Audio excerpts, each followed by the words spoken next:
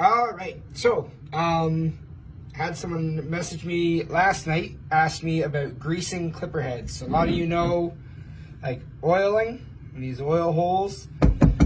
This one's taped over, right here. But I'm getting lots of questions lately about greasing. When to grease and what to use and where to put grease. Okay, so only oil goes in these holes, not grease.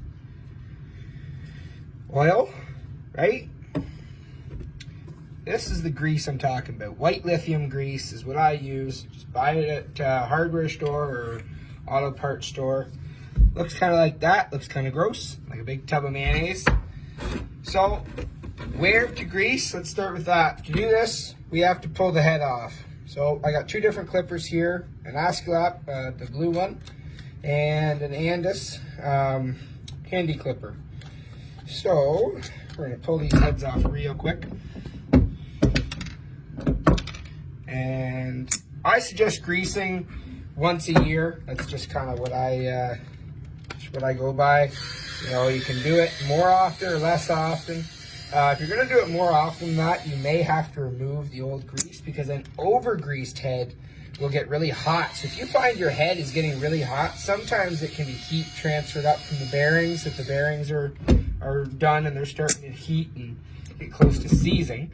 Now both these clippers I've actually done before, serviced before, so I know they've got this white lithium grease in them, right? So the Andis head, the Askelapp head, okay? We'll start with the Askelapp one. So I'm just gonna take, I don't know, we'll call it a teaspoon, maybe a dollop, and I'm going to slather it all over here. I'm going to fill in up here, and I'm just going to work around the gear so that all the teeth have a bit of grease.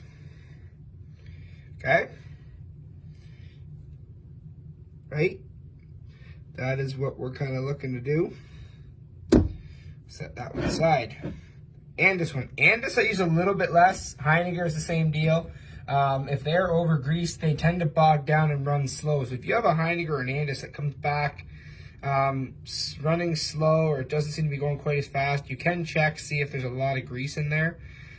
Sometimes grease buildup will kind of hide in here in the actual clipper. So it's just a thought, you know, if you have a clipper that's getting slow. It's not often the problem, but it's a chance with the Andis and the Heinigers, especially the handy clippers. So, same deal. Bit of grease here, and then just work it around the entire outside of the gear. There we go. Find myself a paper towel. I'll show you that one a little closer. Find myself a paper towel now, and I am done. I'm ready to put those heads back on. So, like I said, I suggest once a year for the average person. It's something that I do when I'm checking over clippers. If there's a bunch of old grease, if you see old, almost crusty looking grease, and with the Askelapps, they often build up, it builds up in here.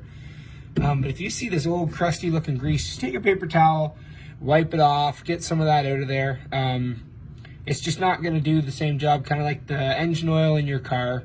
It needs changed. It's not going to do as good of a job lubricating if it's old and crusted up and broken down. So that is your clipper care tip of the day. Hopefully that helps some of you and answers some questions. If you want to see anything else, let me know. And I'm going to get some clipper reviews fired up this week. So let me know what kind of clipper models you want me to review and whether you want just a picture and me writing it out or whether you want me to do videos like this.